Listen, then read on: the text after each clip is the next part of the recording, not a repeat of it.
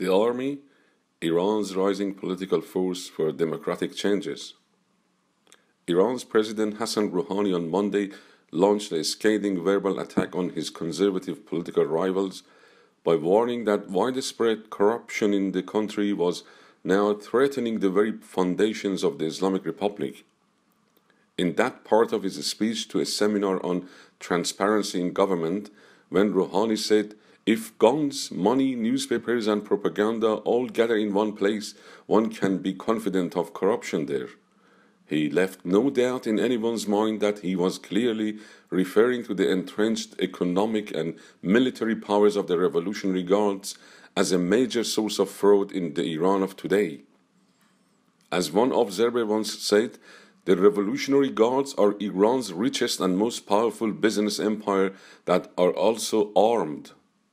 However, since taking over the presidential office in last August, President Rouhani has made the economy, especially the removal of international sanctions and tackling of unemployment, his highest priorities, the very domains that fall under the direct influence of the Revolutionary Guards, or Pasdaran in Persian. There is no doubt that without a lasting resolution of Iran's nuclear dispute, the international sanctions, as one of the main causes of Iran's economic crisis, will never be relaxed or eventually removed altogether. While Rouhani may find some support and sympathy for his promised social and economic reforms among the junior members of the Guards, the force's top brass has huge economic interests that would threaten by an opening of the West, as well as the not significant coalition in the Majlis and in the religious establishment. To offset the military power of the Guards in Iran's domestic politics, Rouhani has found no better ally than Iran's national army, still largely unaffected by the decades of the regime's ideological brainwashing and the corruption that the moderate president intends to uproot among the Islamic Republic's leadership structure.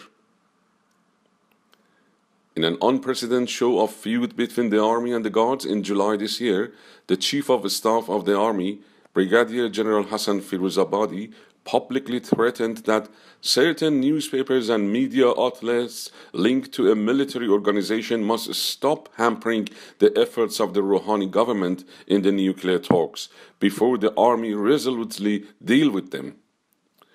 I was not surprised by Rouhani's warning, as I have long believed, given the many existential threats that our motherland is now facing as a result of 3 decades of the despotic rule of the Khamenei Guards alliance, the Iranian army, together with the patriotic members of the Guards, can now play a major role in bringing democratic changes to Iran and peace with the international community. Symbol of Iranian nationalism. With thousands of years of recorded history spanning from the time of the Persian Empire to the modern era, Iran has had a long military culture that has lived in parallel with its national identity.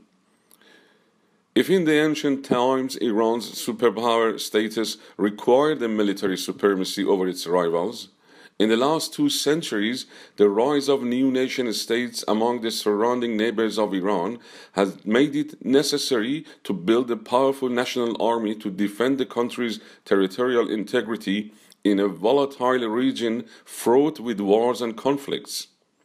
However, with the establishment of the Islamic Republic in 1979, Iran's national army became the first victim of the new Islamist revolutionaries' bloody purges, and many of its patriotic officers were executed to pave the way for the rise of the Revolutionary Guards as the guardians of the new dictatorial clerical regime.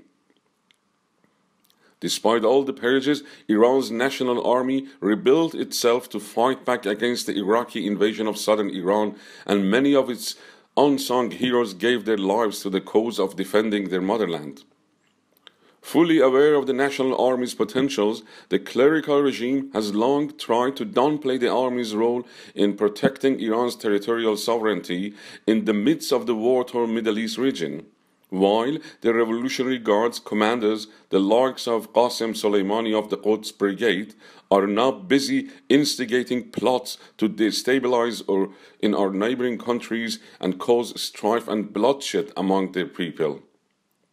In Center for a Democratic Iran, we condemn the Revolutionary Guard's military adventurism in the region and its political meddling in Rouhani's domestic policies, and believe a future democratic Iran that would sometimes come in the near future should only have its national army as the only armed force that can defend our country's independence